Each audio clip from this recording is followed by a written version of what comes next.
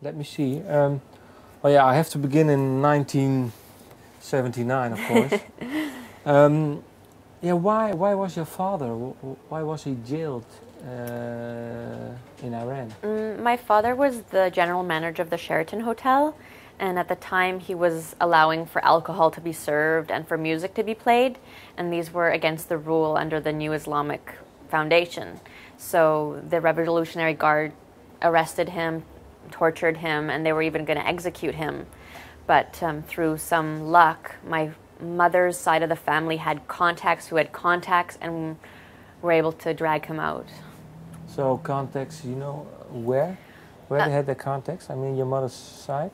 Well, I mean, in Iran, the day that my father's trial was going to happen to find out whether they were going to execute him or not, that judge was very notorious for executing everyone. But as by chance, that day he was he either broke his arm or his leg, so he didn't come. And then I don't know exactly who it was from my mom's side of the family, but they knew someone who knew someone in jail, and they were able to drag him out. Like, he was half dead. And then he went to Spain immediately, and then 2 months later, the rest of our family, we followed him. But wasn't it, well, for you, because your dad fled the country to Spain? Must have been an awful 2 months then.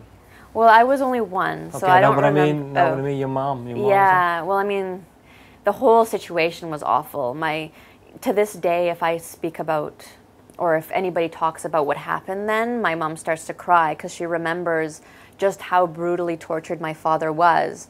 And they had shaved his hair because they did that to humiliate these prisoners. And my dad, like, he's got a full set of black hair. So for my mom, that was devastating. The fact that he had, like, you know, had been whipped all over his back. He still has scars.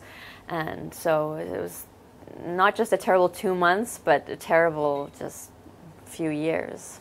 And what did your dad, does he talk about it, or?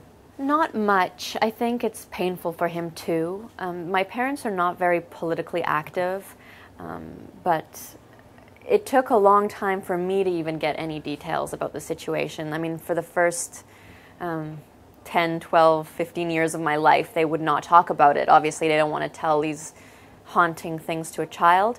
But when I started to see scars on my father's back, like starting to notice them and starting to ask questions, they would like look at each other. No one would want to talk. And my sister knew, but she didn't want to tell me either. She's 5 years older than me.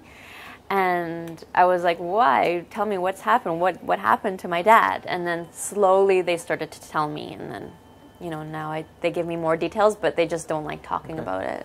But when were you aware then of the situation in Iran, and that it had something to do with your mom and dad fleeing the country? Yeah, well, I knew from a younger age because so many Iranians had fled the country at that time.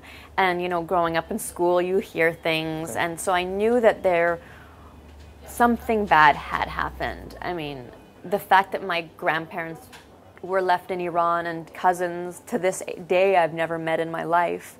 You know, I asked my parents, like, why do they have to live there? Why are we living here in Canada? You know, like, I used to ask too many questions as a kid.